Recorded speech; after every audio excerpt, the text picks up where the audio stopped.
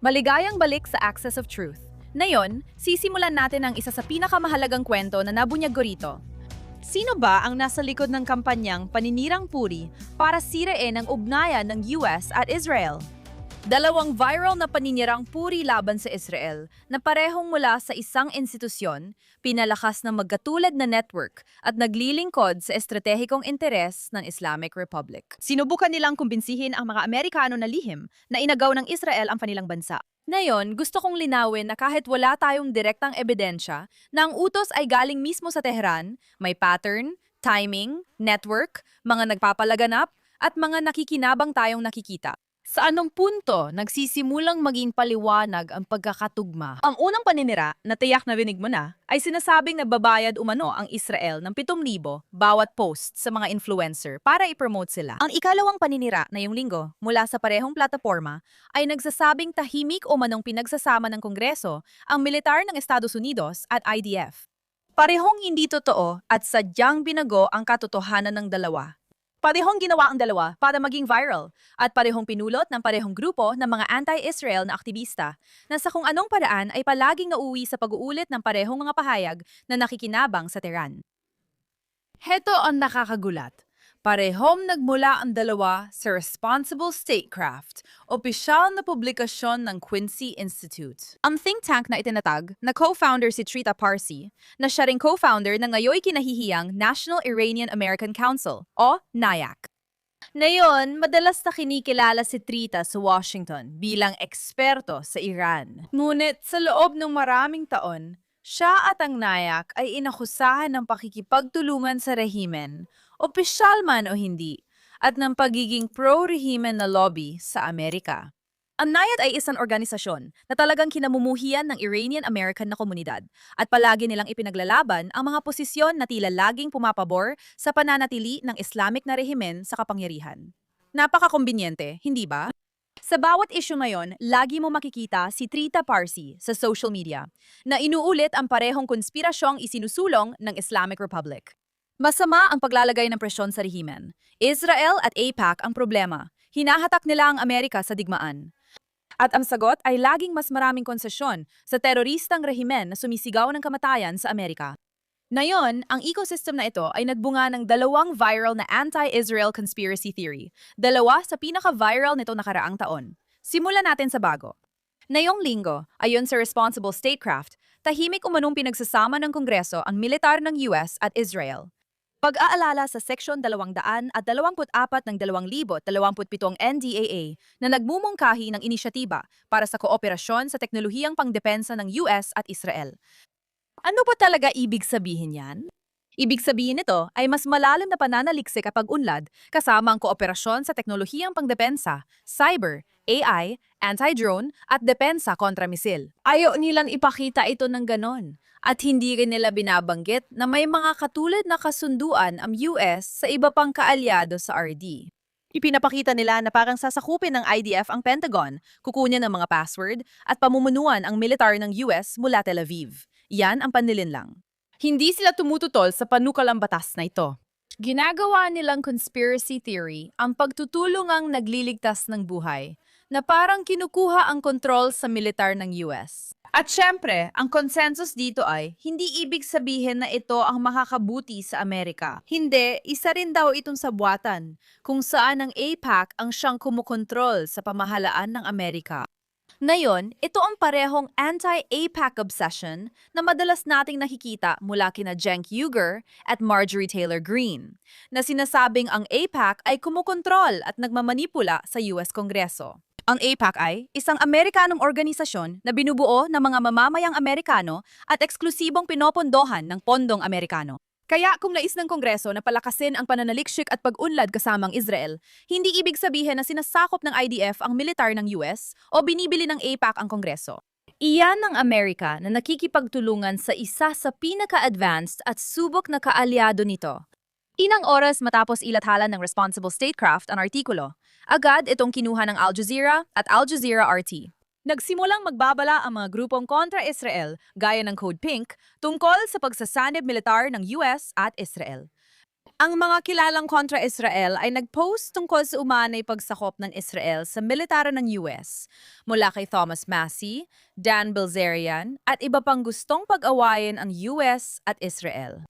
Lahat sila ay nagpo-post tungkol sa pinakabagong isyung ito na sinasakop ng Israel ang militar ng US. At dito tayo bumabalik sa unang paninira. Naalala mo ba yung balitang binabayaran daw ng Israel ng $7,000 kada post ang mga influencer? Galing rin sa parehong source ang alegasyong yan. Ito ang totoong nangyari. May kampanya ng mga influencer na nakarehistro sa FARA at konektada sa Ministry of Foreign Affairs ng Israel sa pamamagitan ng Bridges Partners at Havas Media Group sa Germany. Hindi ito lihim. Ito ay rehistrado at ibinunyag sa publiko na kampanya sa ilalim ng batas na Amerika. Ang layunin ng dokumento ay tumulong sa pagpapalaganap ng palitan ng kultura sa US at Israel. Maaring magustuhan mo ito o hindi. Maaring isipin mong dapat o hindi dapat magsagawa ng mga kampanyang pampublikong diplomasya ang mga banyagang gobyerno. Ayos lang yon. Pero huwag mong gawing parang lihim na krimen ito kung inihay naman ito sa gobyerno ng US sa ilalim ng FARA. Napansin ng Quincy Institute ang paghahain at gumawa sila ng nakakatuwang hakbang. Kinuha nila ang total campaign budget na halos $100,000 at binawas ang mga gastos na gusto nila.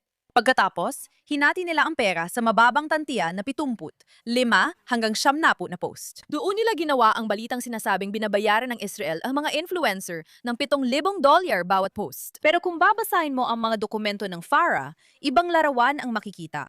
Ang dokumento ay nagsasabi talaga ng 25 hanggang 30 post bawat buwan, bawat influencer sa loob ng 5 buwan. Ibig sabihin, ang bawat post ay nagkakahalaga ng $220 hanggang $440 bawat post. Malayo ito sa $7,000. Malinaw na ito ay masamang tangkang siraan ang nagtatanggol sa Israel bilang ahente at palakasin ang konspirasyon at temang kawalang katapatan ng mga Hudyo sa pangunahing usapan sa Amerika. Ito mismo ang pangunahing layunin ng Islamikong Republika ng Iran at ng ideolohiyang komunista. At nakakalungkot, naging matagumpay sila dahil sa mga taong tulad ni Trita Parsi. Mabilis kumalat sa social media ang kasinungalingan tungkol sa $7,000. Ginagamit ito para patahimikin o isantabi ang mga boses ng mga Udyo na nagsisiwalat ng paglaganap ng put sa kanila sa buong mundo. Nakikita mo na ba ang pattern? Sasabihin nila sa mga Amerikano na ang mga pro-Israel na boses ay mga lihim na binabayarang operatiba para pawalang legitimasyon ang mga kilalang boses. Ipinapakalat nila na ang AIPAC ay isang dayuhang lobby na nanghingikil at kumukontrol sa Kongreso para sirain ang ugnayan ng US at Israel. Sinasabi nila sa publiko na ang pakikipagtulungang pandepensa sa Israel ay para pagsamahin ang IDF at militar ng US para takutin ang mga Amerikano at palabasing gusto ng Israel kontrolin ang US military at magdulot ng kawalan ng tiwala. Malinaw ang layunin. Pagdudahin ng mga Amerikano na ninanakaw ng Israel ang pera nila, binibili ang mga influencer, kinokontrol ang mga politiko, at pati military nila ay sinasakop na. Sino ang nakikinabang sa kampanyang ito? Nakikinabang ba ang Amerika sa pagpapahina ng pangunahing kaalyado sa gitnang silangan habang pinalalawak ng Islamikong rehimen ang proxy network, binubuo ang missile program at hinaharap ang krisis sa legitimasyon? Hindi. May benepisyo ba sa Israel kung naniwala ang mga Amerikano na inagaw ng IDF ang bansa nila? Malinaw na wala. Kaya sino ang nakikinabang? Ang Islamikong Republika. Maaring hindi Tehran ang nagsulat ng headline, pero kung Tehran mismo ang sumulat nito, hindi na siguro nila ito mapapaganda pa. Dapat imbestigahan ito. Dapat tanungin ng Kongreso kung sino ang nagpopundo, nagpapalakas, at nagkokoordina sa sistemang ito. Bakit laging mula sa parehong lugar at network ang ganitong pahayag at nagsisilbi sa estratehiya ng rehimeng Islamiko? Hindi basta-basta nabubuo ang mga alamat na ito. Nagmumula ang mga ito sa isang pinagmulan na may kaugnayan sa rehimeng Islamiko. Pareho lang ang resulta, kahit na ang utos ay direktang galing sa Tehran o ito ay isang makinarya na kaalyado ng rehimen na ginagawa lang ang kailangan ng rehimen. Ang alyansa ng US at Israel ay particular na pinupuntirya at ang mga gumagawa nito ay umaasa na hindi mo ito mapapansin.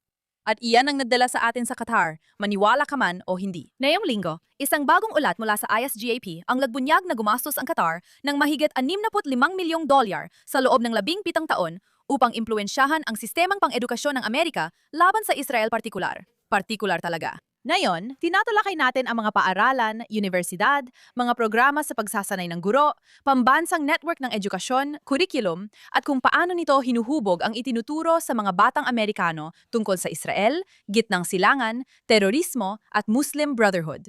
Hindi rin ito iisang kaso lang. Isa ang Qatar sa pinakamalalaking dayuhang tagapundo ng mga universidad sa Amerika. Batay sa federal na ulat, Qatar ang pangunahing dayuhang pinagmula ng naiulat na regalo at kontrata sa mga universidad sa Amerika noong 2025 na umabot sa mahigit $1.1 bilyon. Ayon sa ibang pag-aaral, umabot sa $6.6 bilyong ang kabuuang kontribusyon ng Qatar sa mas mataas na edukasyon sa US. Pero inaasahan ba tayo maniwala rito? Wala raw itong epekto. Walang impluwensya sa kultura sa campus, sa pag-aaral tungkol sa gitnang silangan. Walang epekto sa kung paano sinisiraan ng Israel. Walang epekto sa paraan ng pagromantisa sa mga Islamistang kilusan sa mga institusyong ito na nagpo-produce ng mga magiging leader ng Amerika. Halika na! At pagkatapos, naroon pa ang Washington. Simula nang mahalal si Donald Trump noong 2016, gumastos ang Qatar ng halos 250 milyon sa FARA registered lobbying at PR firms, kabuuang 88 kumpanya. Mula Enero 2021 hanggang Hunyo 2025, iniulat ng mga ahente ng Qatar na nagdaos sila ng 600 at 27 personal na papupulong sa mga political contacts sa US, pinakamarami kumpara sa ibang bansa. Habang ang mga nagwawalang baliw online ay sumisigaw tungkol sa AIPAC, isang Amerikanong grupong pinopondohan ng mga Amerikano. Gumagastos naman ang Qatar ng daan-daang milyong dolyar sa lobbyist, PR firms, universidad, mga network ng edukasyon at impluensya sa Washington. Nariyan pa ang eroplano. Inalok ng pamilyang Maharlika ng Qatar sa administrasyon ni Trump ang isang maranyang Boeing 747 na nagkakahalaga ng daan-daang milyong dolyar para magamit bilang pansamantalang Air Force One mula sa isang banyagang gobyerno na kumakanlong sa Hamas. Pinupunduhan ng Al Jazeera, naglalagak ng pera sa edukasyon sa Amerika at mga network ng impluensya sa Washington at nag-alok pa sa Pangulo ng US ng lumilipad na palasyo. Inakalang maliit lang itong regalong mapagbigay. Ang Qatar ang kumakalong sa Hamas. Nagpupondo ang Qatar ng operasyon ng impluensya sa kaluran. Pinopondohan ang mga ekosistemang pangmedya na naninira sa Israel at mga Hudyo at nag-i-invest ng bilyon-bilyon sa mga universidad sa Amerika. Sila ang parehong nagsimula at pumapatay ng apoy. Layunin ng Islamikong Republika ng Iran na sirain ang US-Israel na alyansa gamit ang propaganda at subversyon. Gustong bumili ng impluensya ang Qatar sa isip ng mga Amerikano, sa mga silid-aralan sa Amerika at sa sistema ng paggawa ng pulisya sa Amerika. Pareho itong mga operasyon ng anti-Amerikanong impluensya at kailangang magising ang mga Amerikano bago maging huli ang lahat. At bago tayo magpatuloy, gusto ko pang sabihin ang isang bagay tungkol sa mga negosasyong ito kasama ang Islamikong Republika dahil mahalagang maintindihan natin na sira ang buong lohika sa likod ng mga negosasyong ito. Ang problema ay hindi lang ang mga kondisyon ng kung anong kasunduan ang maaaring mangyari. Ang problema ay ang mismong rehimen. Pinag-uusapan pa rin ng mga opisyal ng kanluran ang rehimen na parang normal itong bansa na may normal na gobyerno na pwedeng gipitin o bigyan ng insentibo, purihin at pati suhulan at maibalik sa komunidad ng mga bansa. Iyan ay pantasya lang na laging kasama ng mga nabigong pulisya sa Iran nitong 40 taon. Ang rehimen ay hindi sumusunod sa normal na pamamalakad ng Estado. Ito ay nakaugat sa ideolohiya ng pamamahala ng Islamikong hurista. Isang revolusyonaryong teokrasya ito na nilikha para palaganapin ang revolusyon, wasakin ang Israel, pahiyain ang Amerika at puwersahin ang mga Iranian na sumuko. Hindi nila tinitingnan ang mga konsesyon bilang kabutihang loob. Tinitingnan nila ang mga konsesyon bilang kahinaan. Hindi nila tinitingnan ang negosasyon bilang kompromiso. Itinuturing nilang negosasyon ay isang larangan ng labanan kung saan minamanipula nila ang kanluran. Kaya sa totoo lang, walang senaryo kung saan ang pagbibigay sa rehimeng ito ng 6 na bilyong dolyar, 12 bilyong dolyar o anumang halaga ng pagpapagaan ng parusa ay isang makatuwirang konsesyon. Wala akong pakialam kung sino ang nag-aalok nito. Mahalaga sa akin na mapunta ito sa kamay ng Islamikong rehimen dahil dati nang nangyari ito. Binahan ng Administrasyong Obama ng pera at lehitimasyon ang rehimen na nagresulta sa pinalawak nilang impluensya sa gitnang silangan, pagpondo ng mga proxy at pagtatayo ng mga terorismong network. Inarmasan nila ang Hamas, Hezbollah, Houthis at milisya sa Iraq at Syria at tumulong sa pagbubuo ng estruktura na nagdala sa Oktubre 7. Bakit natin ito inuulit? Sa usaping nukleyar, magulo ang mensahe. Minsan, sinasabi nilang walang sandatang nukleyar. Kinabukasan, ayos lang ang limitadong enrichment. Hindi, zero lang ang katanggap-tanggap na bilang. Zero enriched uranium, zero domestic enrichment, zero paraan papunta sa bomba. Dahil kahit pumayag sila sa zero enrichment bukas, ano na pagkatapos nun? Ito pa rin ang pangunahing taga-suporta ng terorismo ng Estado sa mundo. Ito pa rin ang rehimen na sumusuporta sa Hezbollah, Hamas, Houthis, Palestinian Islamic Jihad at mga milisyang pumatay ng daan-daang Amerikano at gumagawa ng ballistic missile. Ito pa rin ang rehimen na nasa likod ng asasinasyon, hostage diplomacy, cyber attacks at pandaigdigang terorismo. Ito ang rehimen na pumapatay ng mga Iranian, nagpapaputok sa nagpoprotesta, nagpapahirap sa kababaihan at pumapatay ng mga humihingi ng kalayaan. Kaya bakit pa isinasalang ang pag-alis ng mga parusa? Hindi nito nasosolusyunan ang pagpopondo sa proxy terror. Hindi nito nasosolusyunan ang paggawa ng ballistic missile. Hindi rin nito nasosolusyunan ang pagkuha ng mga bihag. Hindi dito nasosolusyunan ang digmaan ng rehimen laban sa rehiyon o ang digmaan ng rehimen laban sa Amerika.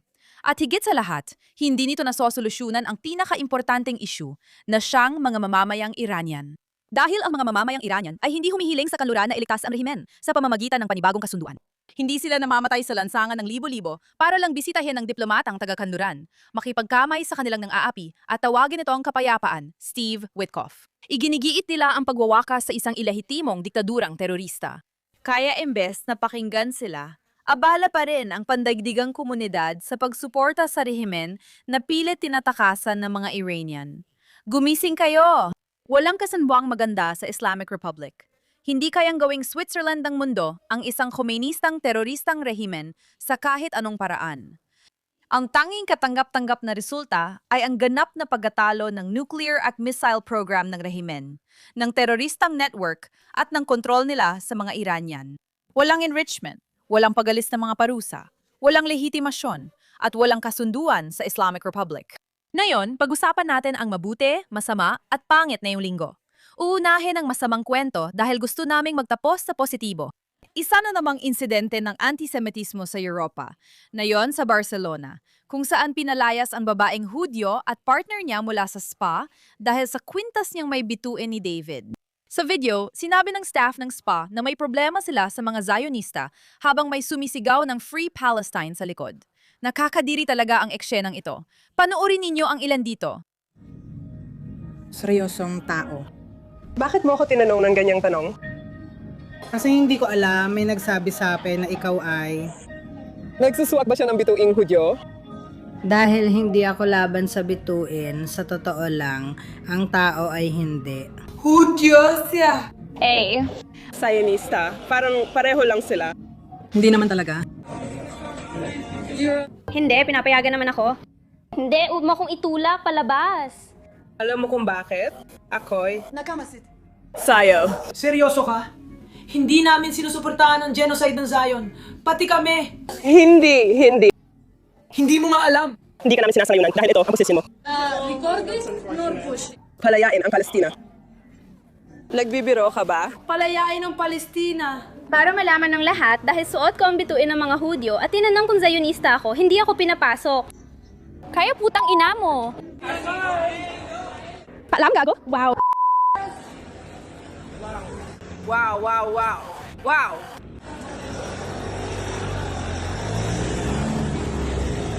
Maligayang pagdating sa Barcelona.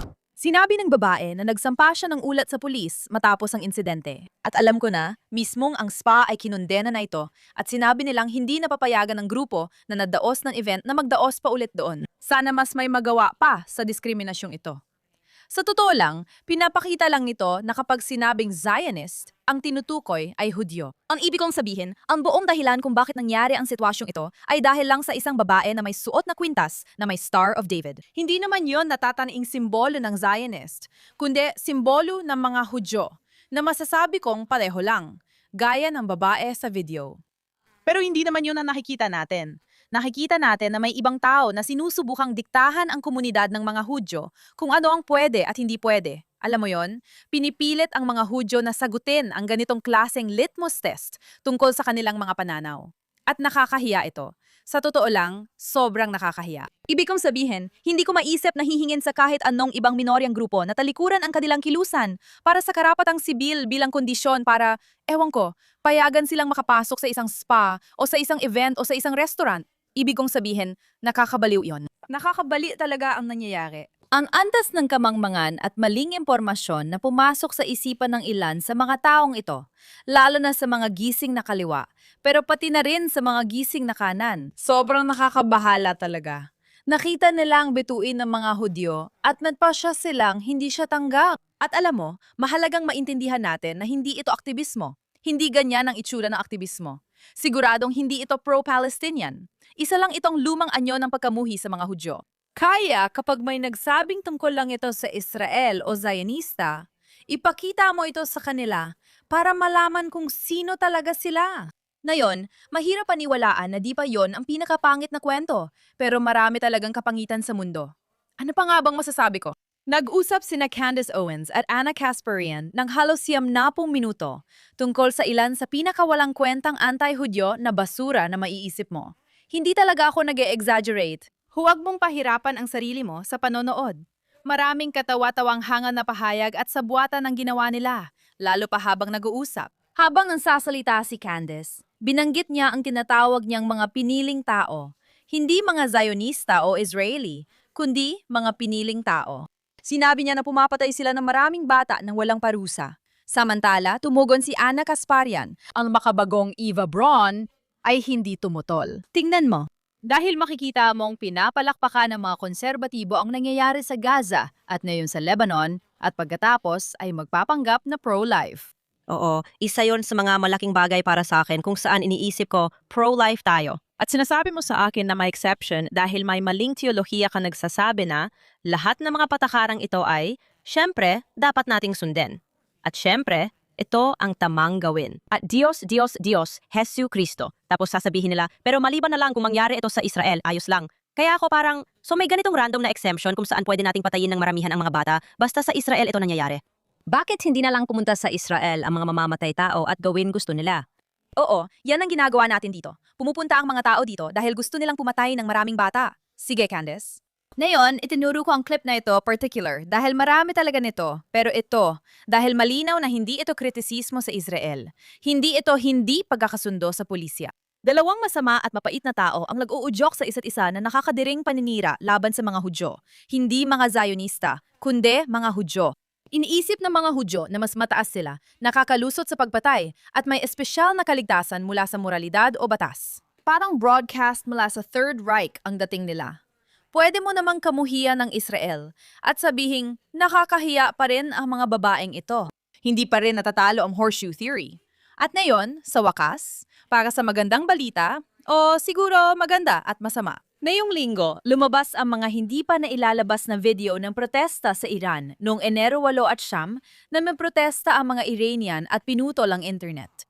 Ayon sa mga mapagkakatiwalaang source, tinatayang 20,000 hanggang 40,000 Iranians ang pinatay ng rehimen sa protesta niyon. Pero sa buong panahon ng digmaan, halos walang narinig mula sa mga mamamayang Iranian kumpara sa iba dahil pinutol ang internet sa pinakamahabang internet blackout sa makabagong kasaysayan. Ngayon na bahagya na naibalik ang internet kahit mahigpit ang pagbabantay at pagsasala, ngayon lang natin nakikita ang mga video na nangyari at hindi ito maganda. May mga video ng IRGC at Basij na nagpapaputok sa malalaking pulutong ng mga Iranian, pero may mga video rin ng matinding tapang. Alam ng mga Iranian ang panganib, pero nagtipon pa rin sila ng milyon-milyon sa iba't ibang lungsod. Dala ang mga bandila ng Lion and Sun at poster ni Reza Pahlavi, sumisigaw para sa kanyang pagbabalik. Panoorin ninyo ito.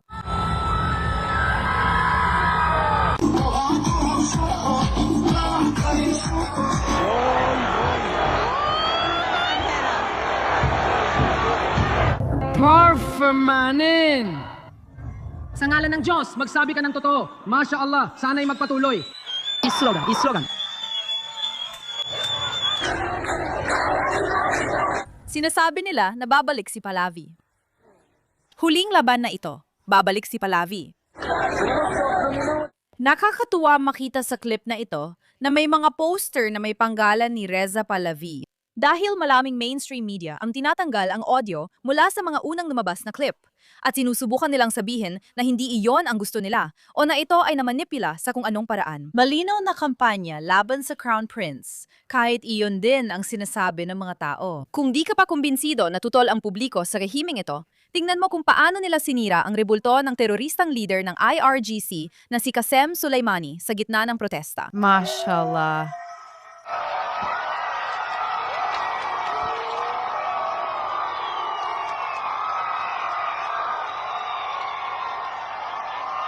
Medyo gusto ko sanang nandoon ako sa sandaling iyon. Ang ganda, ang astig ng sandaling iyon. At pati na rin ang mga selebrasyon. Nakita natin ang maraming selebrasyon matapos mapatay si Khamenei na nakakatuwang makita kahit medyo huli na. Pero kahit pagkatapos ng lahat ng ebidensyang lumabas noon at lumalabas na yon, nakikita natin na palaging binabalewala at hindi pinapansin ng mga elitista sa kanluran ang kagustuhan ng mga mamamayang Iranian. Ibig ko sabihin, tingnan mo kung saan tayo dinala niyan pagdating sa issue ng Iran.